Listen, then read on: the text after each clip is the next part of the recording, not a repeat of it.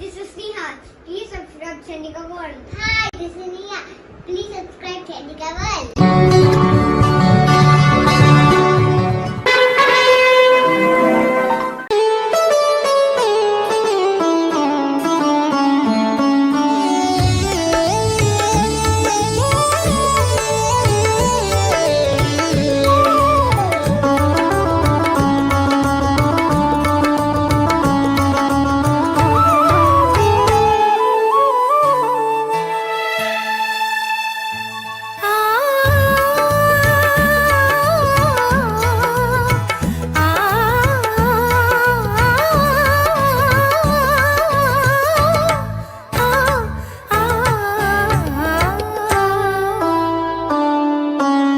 అంతా బుధమయం జగమంతా బుధమయం అంటే ఆశ్చర్యం లేదు, అతిశయోక్తి అంతకన్నా లేదు. మెంటల్లీ రిటార్టెడ్గా చిరపరిచితమైన బుద్ధిమాంద్యపు రోగపీడితులైన వారిని మినహాయించితే ఈ ప్రపంచంలోని మనుషులందరికీ సగటు తెలివి పుట్టుకతోనే ఉంటుంది. దృశ్య శ్రవణ మాధ్యమాలు తెలివి బుధకారకత్వాలే. పిల్లలు కూడా చూడటం వినటం ద్వారా మరియు తదుపరి మాట్లాడటం అనుకరించటం ద్వారా అన్నీ నేర్చుకుంటారు. ఒకవేళ పిల్లలు నేర్చుకోవటంలో ఆలస్యం అలసత్వం ప్రదర్శించినా పెద్దవాళ్ళు వెంటపడి వేధించి మరీ నేర్పించుతారు. మిగిలిన విషయాల లోతులలోకి వెళ్లకుండా ఒక ప్రాథమిక విషయం మనమంతా గమనించాలి. అసాధారణ అద్భుత విషయాల సంగతి అలా ఉంచితే రోజువారీ మనం చేసుకునే పనులన్నింటినీ సవ్యంగా చేసుకోగలుగుతున్నామంటే మన మెదడే కారణం. ఇది బుధకారకత్వమే. అందువలన బుధుడు పని చేయకుంటే బ్రతుకు దుర్భరమే కాదు, మనిషి జీవచ్ఛవంగా తయారవుతాడు. అంటే మెంటల్లీ రిటార్టెడ్, బుద్ధిమాంద్యపు రోగం. బుధకారకత్వాలలో ప్రధానంగా బుద్ధి, ఆలోచన, మేధాశక్తి, బహుముఖ ప్రజ్ఞ, మాట, భావ వ్యక్తీకరణ, ఉపన్యాస కౌశలం, తర్కం, లౌక్యం, హాస్యం, వ్యాపారం, వ్యాకరణం, జ్యోతిష్యం, గణితం, ప్రతిభా పాండిత్యాలు, విశ్లేషణ, సమన్వయ శక్తి, యుక్తి, ఉపాయం, ప్రణాళిక, నటన, చతురోక్తులు, అప్రయత్న హాస్యం, సందేహము, అనుకరణ ముఖ్యమైనవి. ఇంకా శాస్త్ర పరిచయం, సమాచార సేకరణ, జర్నలిజం, రచన, పుస్తక ప్రచురణ, పుస్తక వ్యాపారం, మీడియా సంబంధిత వృత్తులు, అతి ఆలోచన, నిత్య సంశయము, నిర్ణయాత్మక శక్తి లేకపోవట, నిద్రలేమి, నరాల బలహీనత, మేనత్తలు, మేనమామలు, ఆదాయ వ్యయాలు, వాణిజ్యము, ఎగుమతి దిగుమతులు ఇవన్నీ బుధకారకత్వాలే. రెవెన్యూ శాఖ, రాయబారము, మధ్యవర్తిత్వము, తంతి తపాల, టెలిఫోన్, టెలివిజన్, ప్రచారము, ప్రసారము, వదంతులు, నిఘంటువు, నిశిత దృష్టి, చిలకపచ్చ, మరకతము, ఉత్తర దిక్కు బుధునికి చెందినవే. బుధుడు జన్మలగ్నములో గాని సప్తమంలో గాని ఉంటే వారంతా తమ వయసు కంటే తక్కువ వయసులో కనిపిస్తారు. బుధుడు నవయవ్వనుడు, వృద్ధాప్యం త్వరగా కనిపించనివ్వడు. అఖండుడు, అసాధ్యుడు అనే సర్వనామాలు, అద్భుతం, అమోఘం అనే విశేషణాలు, చిరుహాసం, మందహాసం, అట్టహాసం అనే పలువిధ హాస్యాలన్నీ బుధుడి ప్రత్యేకతలే. భాష, భావం, వ్యక్తీకరణ మానవ జాతి పరిణామ క్రమంలో నాగరికతకు కారణమైన ఈ త్రిగుణాలు బుధునికి చెందినవే. ఒక్క ముక్కలో చెప్పాలంటే మనం ఏమి సాధించినా, ఎంత పరిశోధించినా, ఎవరిని వేధించినా, ఏ విధంగా రోధించినా, ఎంతటి యోగజాతకమైన కారణగ్రహం ఏదైనా నేపథ్యంలో బుధశక్తి తోడ్పడవలసిందే. బుధుడి గురించి సవివరంగా చెప్పాలనే నా ఆకాంక్షకు ప్రతిరూపమే ఈ బుధ దృష్టి వీడియో.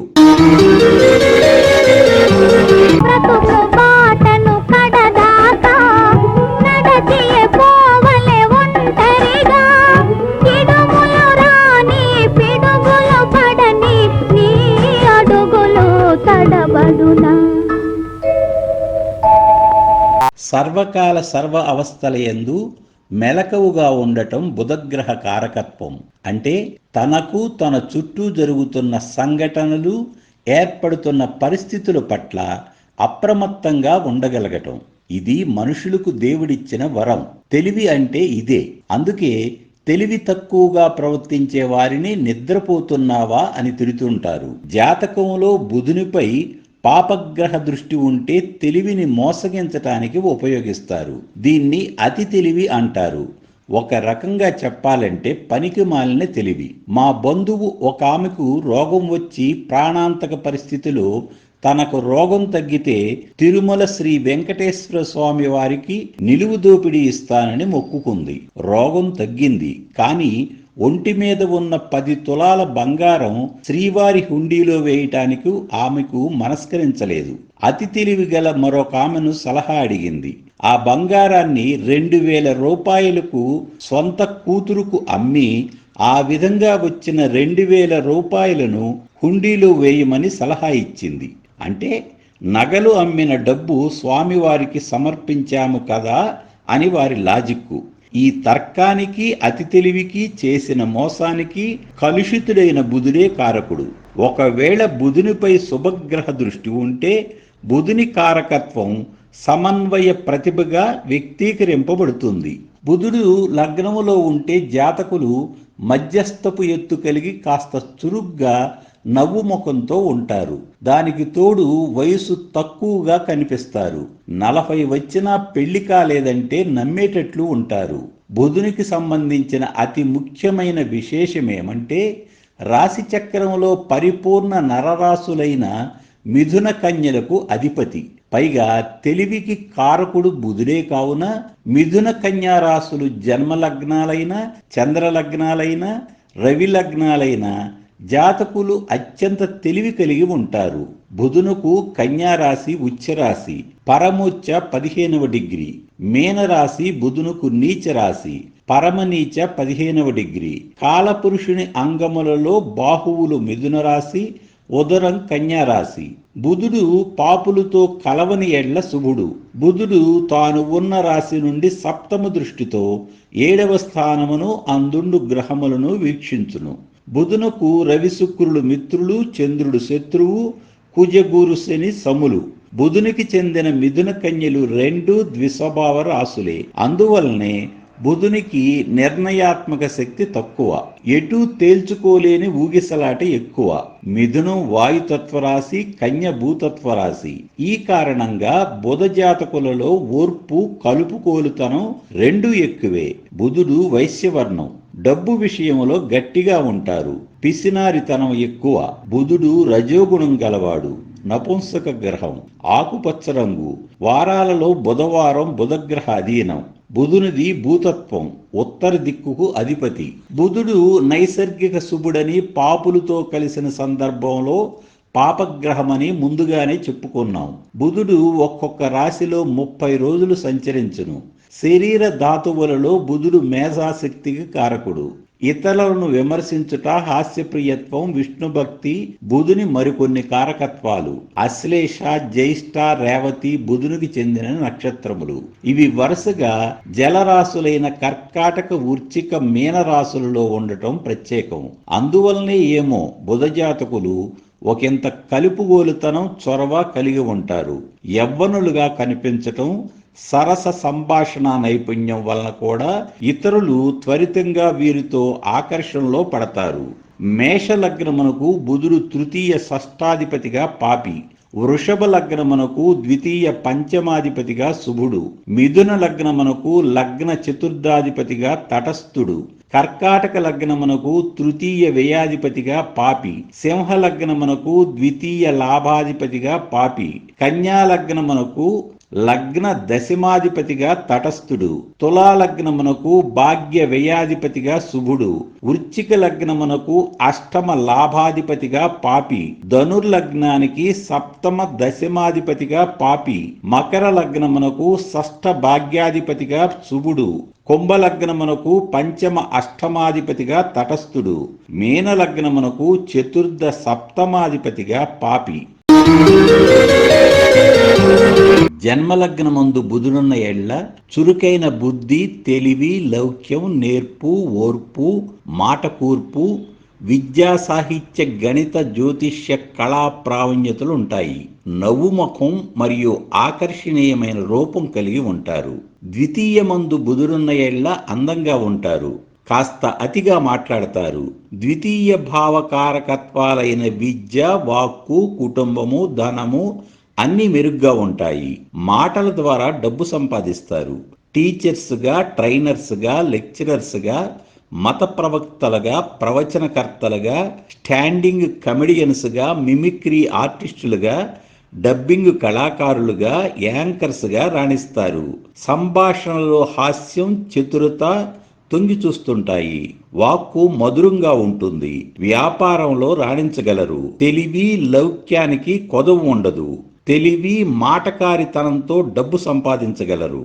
విక్రమభావమైన తృతీయంలో బుధుడుంటే సూక్ష్మ బుద్ధి, స్వార్థము, ధన సంపాదన, పుస్తకాలు చదవటం, రాయటంపై ఆసక్తి, లౌక్యం పాలు హెచ్చు. మీడియా, కమ్యూనికేషన్ రంగాలలో రాణించగలరు. వ్యాపారంలో రాణించగలరు. ప్రముఖులతో పరిచయాలుంటాయి. స్వతంత్ర అభిప్రాయాలు కలిగి ఉంటారు. స్నేహితులు, బంధువులు, కొలీగ్స్ అందరితో సత్సంబంధాలుంటాయి. విక్రమభావ కారకత్వాల ద్వారా ధనార్జన చేస్తారు. సదరు లగ్నానికి బుధుడు శుభుడైన ఎళ్ళ భాగ్యభావంపై దృష్టి వలన ధార్మిక ప్రవృత్తి, ఆధ్యాత్మిక చింతన, దేవాలయ సందర్శన, పూజలు, భజనలు, దైవారాధన చేస్తారు. పరోపకారులని చెప్పాలి. భాగ్య సంపదలు అనుభవించగలరు. చతుర్థ భావములో బుధుడున్న ఎళ్ళ మంచి విద్యావంతులవుతారు. చతుర్థ భావ కారకత్వాలైన గృహ, వాహన, విద్య, సుఖ సౌఖ్యాలుంటాయి. ఉన్నత ఉద్యోగం, తత్కారణంగా సంఘంలో గౌరవం, పేరు ప్రతిష్టలుంటాయి. వ్యాపారంలో రాణించగలరు. పంచమ కోణ భావములో బుధుడున్న ఎడల సంతాన సౌఖ్యం ఉంటుంది. విద్యాబుద్ధుల స్థానం కావున ఈ భావంలో బుధుడున్న ఎళ్ళ యోగ జాతకులుగానే చెప్పాలి. ఉన్నత విద్య, తద్వారా ఉన్నత ఉద్యోగం, ప్రతిభా పాండిత్యాలు, కుటుంబ సౌఖ్యం ఉంటుంది. దైవభక్తి, పాపభీతి ఉంటుంది. దాన ధర్మాలు చేస్తారు. రోగ, రుణ, శత్రుభావమైన 6వ భావంలో బుధుని స్థితి అంత మంచిది కాదు. అనారోగ్యం, కోర్టు కేసులు, మానసిక చికాకులు, అప్పులు ఉంటాయి. వీటన్నిటితో అవస్థలుంటాయి. సప్తమ భావంలో బుధుడున్న ఎళ్ళ ఇది యోగ్య స్థితి. తెలివి, లౌక్యం, సర్దుబాటు గల జీవిత భాగస్వామి దొరుకుతుంది. భోగభాగ్యాలు, భూగృహ సౌఖ్యాలుంటాయి. జాతకులు యోగ్యులుగా, మర్యాదస్తులుగా ఉంటారు. వృత్తి, ఉద్యోగ, వ్యాపారాలలో అభివృద్ధి ఉంటుంది. అనేక విషయాల పట్ల పరిజ్ఞానం ఉంటుంది. యుక్తి, ఉపాయాలకు కొదువు ఉండదు. ఉపన్యాస కౌశలం ఉంటుంది. 2-3 వృత్తి ఉద్యోగాలు ఏకకాలంలో ఉండే అవకాశం ఉంది. రచయిత, వక్త, ట్రైనర్, హీలర్ అలాంటి వృత్తులపై ఆసక్తి, ప్రవేశం ఉంటాయి. గణిత మేధావులని చెప్పాలి. విదేశీ ప్రయాణాలు, విదేశీ విహారాలు, విదేశీ ఉద్యోగాలు, విదేశీ వ్యాపారాలు ఉంటాయి. ఖగోళ జ్యోతిష్యం లాంటి పలు శాస్త్రాల పరిచయం ఉంటుంది. అందంగాను, యవ్వనంగాను కనిపిస్తారు. పాపగ్రహ దృష్టి ఉంటే భిన్న ఫలితాలు ఉంటాయి. అష్టమ భావంలో బుధుడున్న ఏళ్ల వారసత్వ ఆస్తి సంక్రమిస్తుంది. పరిశోధనా రంగాలలో పురోగమిస్తారు. సంపదలు కూడబెడతారు. విద్యావంతులు. దీర్ఘాయుషు ఉంటుంది. ఆరోగ్యం తక్కువ. భాగ్యభావములో బుధుడున్న ఎళ్ళ ధన, కనక, వస్తు, వాహన, గృహ, వస్త్రాభరణ, శయ్యా సౌఖ్యాలుంటాయి. అనేక విద్యలలో ప్రతిభ కలిగి ఉంటారు.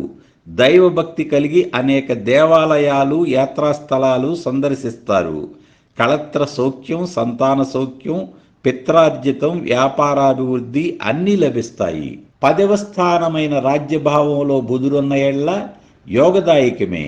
సన్మాన సత్కారాలు, కీర్తి ప్రతిష్టలు, ధన సంపాదన, సంఘములో హోదా, వృత్తిలో గౌరవం, విద్యాజ్ఞాన సంపదలు, దైవభక్తి అన్నింటా విజయం లభిస్తాయి. పాపగ్రహ వీక్షణ వలన భిన్న ఫలితాలుంటాయి. 11వ భావమైన లాభభావములో బుధుడున్న ఎళ్ళ వృత్తి, ఉద్యోగ, వ్యాపారాలలో లాభించగలరు. అనేక విషయాలలో పరిజ్ఞానం ఉంటుంది. తెలివిగలవారని చెప్పాలి. సాంకేతిక, విద్యా, వైజ్ఞానిక, మీడియా రంగాలలో అభివృద్ధి సాధించగలరని చెప్పాలి. 12వ భావమైన వ్యయభావంలో బుధుని స్థితి అంతగా యోగ్యం కాదనే చెప్పాలి. చివరిగా 4 మాటలు. వివిధ భావాలలో బుధుని స్థితితో పాటు సదరు లగ్నానికి బుధుని ఆధిపత్యం కూడా పరిశీలించాలి. ఇంకా గ్రహమునకు ఆ భావం నీచ ఉచ్చ మిత్ర శత్రుక్షేత్రమనే విషయాలు పరిశీలించాలి. ఏది ఏమైనా బుధుడు బలంగా ఉంటే జాతకులు విద్యావంతులు, తెలివిగలవారు, సంపదలు అనుభవిస్తారని చెప్పాలి. ఇంతటితో ముగిస్తున్నాను. మీ అందరికీ శ్రీరామనవమి శుభాకాంక్షలు తెలియజేస్తూ సెలవు తీసుకుంటున్నాను.